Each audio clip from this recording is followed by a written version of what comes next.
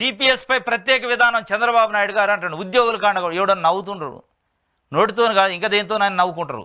అంత ఉద్యోగులకు అండగా ఉంటాడు అంటే ఎవడని చంద్రబాబు నాయుడు గారు నమ్ముతారా? ఉద్యోగులకు అండగా ఉంటాడు చంద్రబాబు నాయుడు అంటే ఎవడు నమ్మడు, అసలు నమ్మే పరిస్థితే లేదు. ఉద్యోగులను వేధించింది, ఉద్యోగులు అంటే వాళ్ళని చీఫ్గా చూసిందే చంద్రబాబు నాయుడు గారు. ఉద్యోగులకి ఆయనకి ఎప్పుడు తెగిపోయింది బంధం. సకాలంలో పీఆర్సీ పెన్షన్ ఇస్తాం, ఉద్యోగుల పాలిట రాక్షసుడిగా జగన్. వారంలో సిపిఎస్ రద్దన్నాడు, అలాంటి వారాలు చాలా పోయాయి.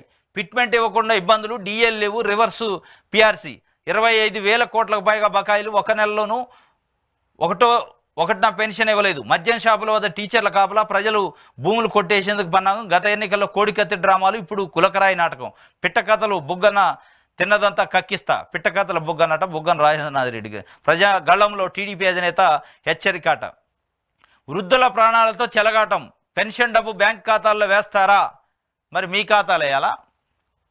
పెన్షన్ డబ్బులు బ్యాంక్ ఖాతాలో ఎందుకు వేయరని ఏప్రిల్ మొదటి వారంలో మీరేనా అడిగింది?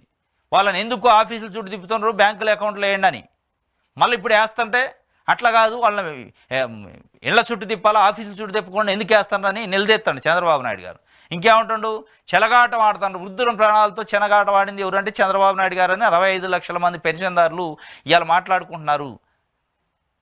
ఆ తేలుగుట్టిన దొంగ కథలు ఏడబడతాయని మీరు వాళ్ళ మీద ఏదో ప్రేమ ఉన్నట్టు, ఆ వ్యవస్థను ఏదో నువ్వే క్రియేట్ చేసినట్టు, నువ్వు అసలు 14.5 ఏళ్లలో ఇంటింటికి పంపిణీ చేసినట్టు, నువ్వు ఆ వ్యవస్థను క్రియేట్ చేస్తే జగన్మోహన్ రెడ్డి గారు వచ్చి ఆపినట్టు ఒక కలరింగ్ ఇచ్చే ప్రయత్నం చేస్తున్నావు. నువ్వు తోలిగుట్టిన దొంగ వైను వాళ్ళ దృష్టిలో. 65 లక్షల మంది పెన్షనర్లు, 2.5 లక్షల మంది గ్రామ వాలంటీర్ల దృష్టిలో.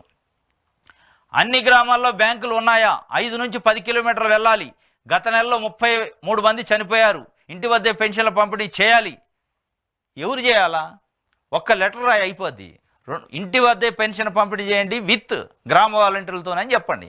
గ్రామ వాలంటీర్ల చేతనే ఇంటి వద్దే పంపిణీ చేయండి అని ఎలక్షన్ కమిషన్ కాడికి పోయి మోకరెళ్ళండి. నేను తప్పు చేసినా అని చెప్పలేసుకోండి.